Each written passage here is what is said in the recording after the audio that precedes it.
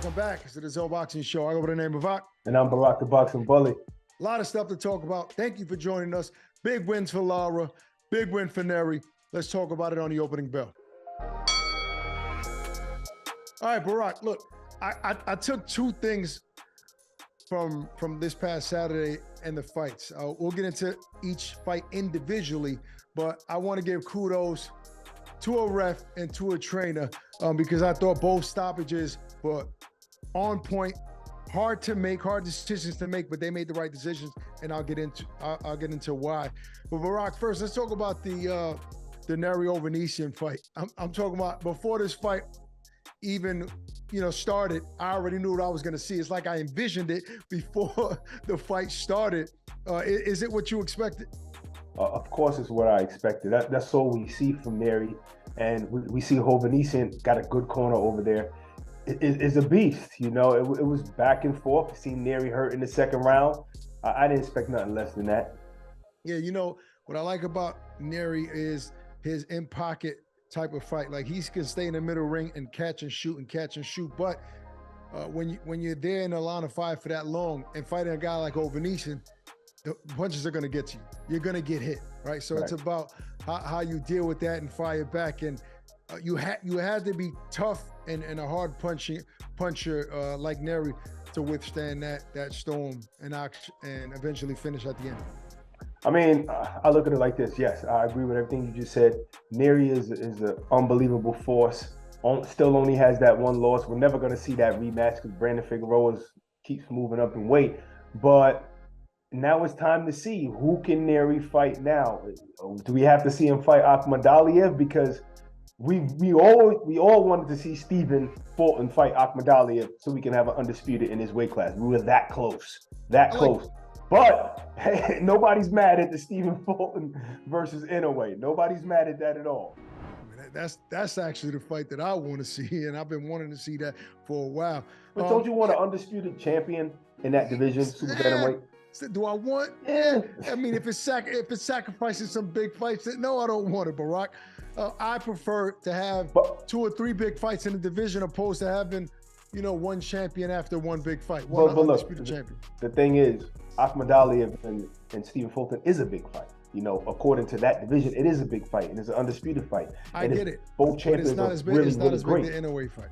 Okay, you're right. Yeah, because Inoue is just a bigger name. He's a pound for pound great, and Stephen Fulton is there too.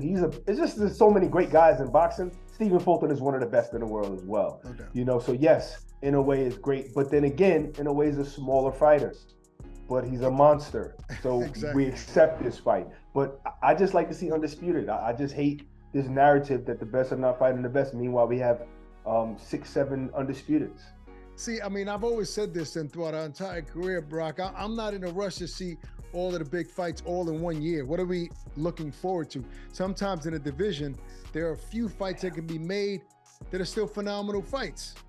I mean, for example, Caleb Plant and David Benavidez. Both guys aren't champions. Neither guy is going to get, an undisputed title from this fight. Still, nevertheless, one of the best fights in all of boxing that we're all going to watch. Mm-hmm. No, I get that, but understand that. Okay, let's just say Fulton and Inoue fight. That's a brilliant fight. The winner of that fights Akhmadaliev. We got an undisputed champion right there. All in the same year. You got Reece Salim. You got dudes coming up. Reece Salim was 20-0. Like, he's a good fighter. You got Reece Salim coming up, and you got other guys coming up. So there's always going to be big fights. And there's nothing wrong with a fighter just being dominant, like Bernard Hopkins was for 10 years. Like, there's nothing wrong with that. Just having all the belts and just beating everybody that comes up. Who doesn't like that as well? I'm not upset at that either. But let's move on to over across the pond, live on DAZN, Wood Lara. Now, Barack, we all know what we're going to get from Lara going into this fight. The question was Wood going to box? Was Wood going to stay in the middle, in the pocket, in the middle ring and exchange with him?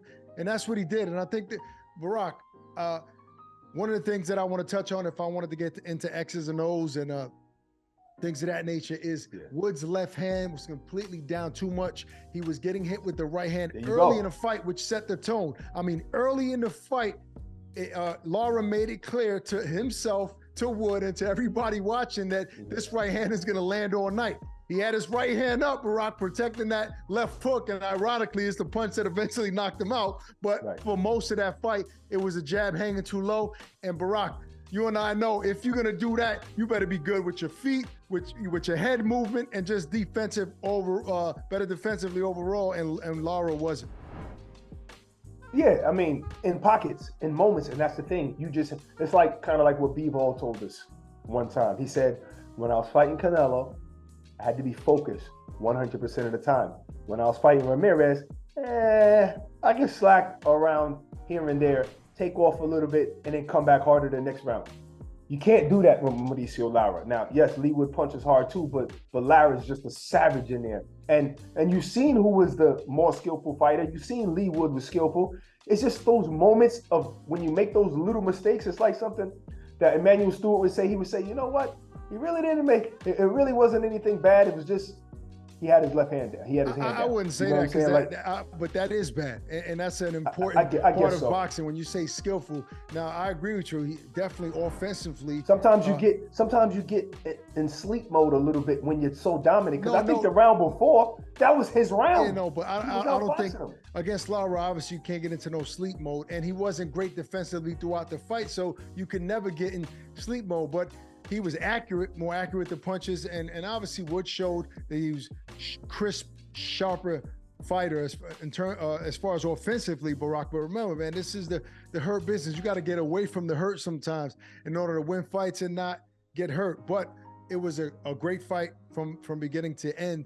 And I have to say, there were people talking about the stoppage, Barack. I thought Ben Davison did a phenomenal job because you remember, he's thinking about the entire fight. He's thinking about the shots he took throughout the fight, not just that one shot. He had been previous round, he got hurt with some shots. So the way he got up from that shot, and I get it, he stood, looked at the referee, Barack, but I think Ben Davison had a hard decision to make, and he made the right one.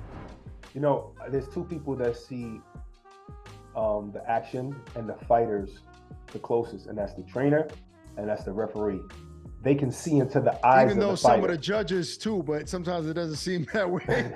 Yeah, but even more so the trainer and the fighter, because the referee, because they can actually see the eyes of the fighter. They can see how the eyes look. They can see if the eyes roll in the back of the head. They can see if they're disoriented. They know the fighter, so they can assess 100%. So I would say maybe it was something that Ben Davison saw beforehand in the corner. But I could also say this. You're not going to always know how many seconds are left on the clock if you're a referee or if you're in the corner. Maybe they didn't hear the 10-second thing, but the thing is that it's not like he was knocked down and there was 6 seconds left. He was knocked down, the count was over. The referee was really like giving him a chance, but in reality, he didn't have legs. He really didn't have his legs when the referee wiped his gloves on his shirt. He didn't. The referee was just giving him a chance. After that, even if there's only seconds left, every punch is dangerous.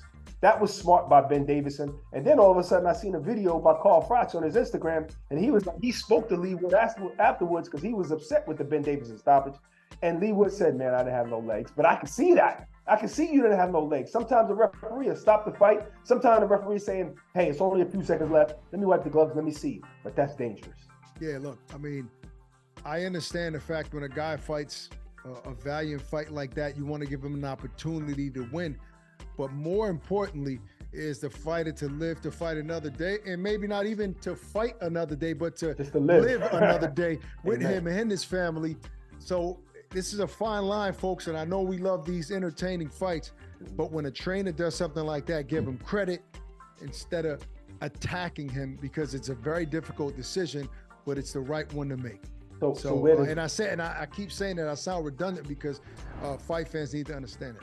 Yeah. So where does Leigh Wood go from here? Where does Lara go? Lara's on top of the world right now, but where does Leigh Wood go from here? Does he go back and rematch Michael Collins so we can see another incredible banger, or what? I like that. Actually, that was a fight that I was thinking, Barack. I mean, with a performance like that, you don't forget about the guy because he's going to give you an entertaining fight. And, there's some hope there for him and his team with Ben Davison. Go back in the gym and realize what you're doing wrong defensively. So, look, let him relax, Barack. You know, I think you get suspended 90 days once you get stopped in a fight. So let him relax for the next 3 months, all right? 100%. And Lara, go on and fight Lopez, Vargas, unify the titles, do whatever. But congratulations on a wonderful performance. And that's our show for today. Hope you guys enjoyed. Peace and love. Stay safe. We're out of here. Introducing the new DAZN Boxing Show podcast. No matter the time or the place, getting your boxing content has become easier than ever. Tune in as we give you exclusive insights, predictions, fight night recaps, and more alongside the biggest names in the game. All for free. Available globally every Thursday across all audio streaming platforms and with new episodes dropping weekly to give you the latest news. Just type in the DAZN Boxing Show podcast, listen in, and enjoy.